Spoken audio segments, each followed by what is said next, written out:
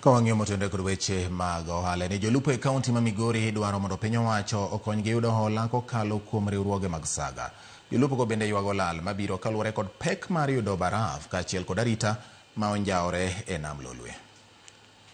Sekta mar lupo ndiko ji mathoth kendo kelo gago ne familia buora e kaunti ma Migori kod oko mare. Lipot mogol kod apis mar tend dhowedhe kaunti ma Migori yango ne malo yiedhi gana 3 moidore e dhowedhe 28 duto e kaunti ma Migori donjo e nam Lolwe e chenro mag lupo odiochieng' kodiochieng'. Kada bed ni sekta ni mar lupo pidho familia mathoth, jolupo e kaunti ma Migori pod ywago midhieche mathoth magiwacho ni osethiro sekta ni.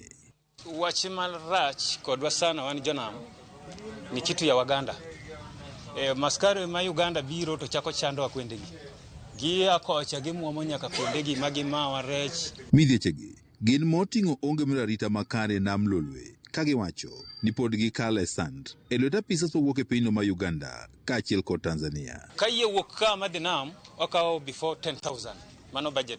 Koro kichopo kocha kiselupo to Muganda mai rech iduogo nono. Koro security mar nam no korka Waganda no be gichando sana. Jakom ma jolupo e dho wath Masori Hesbon Ouko wacho ni apisas mag piny Uganda pod mayogi rech kod mwandu moko ka gidhi lupo e alwora machulo ma Migingo. Hapa nene ywak ma sirkal ng'eyo ma ji osewuoye mang'eny mondo kal mi pas Migingo kocha ka giyudi kijataya ikawo teyni go te kata ichulo nitie pesa michulo koro kilupo kono. Koro samoro ichulo pesa tibiro kate wang' onge gimiyudo. Jolupo gi bende pod ywago lal ma ikelo kod kethruok mag rech mabiro nikech giyudo pek e yudo baraf.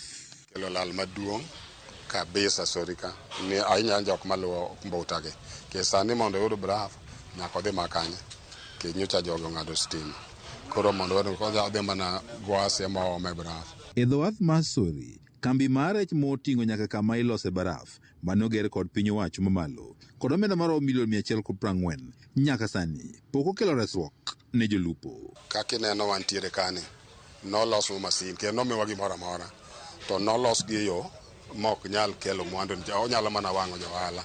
For example anyalo koni ni ka warego gicha goni achiel to watiyo kod siling 1,200 to wan goni achiel wauso siling 800 mano olre wasalos masiu mang'eny to golo matin tieno golo matin kabisa to koro mondo wati kode mondo konywa kabisa wasetemo kwa sirikal joket mondo osebiro mondo tem ka gibiro to yud kata ma solar system manoket ka ok cannot work.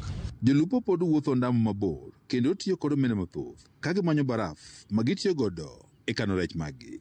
Kawagi rech ka to samoro ais be ido ka samoro bende wanyalo kosa ais kwasagi rech wanam to en gima kelo tich matek. Ko nwakwayo kaka jolupo nwakwayo sirikal mondo neka nyalo konyowa mondo gir ais no bed maber maka wan gi rech to ayudo kaka wayudo ais no piyo piyo ma rech ok nya kethorenwa. Komachielo jolupo e kaunti ma Migori dwaro mondo koro piny owacho okonygi e biro korruogo mag saga obende koro nyalo miyo giyud ola e yo mayot.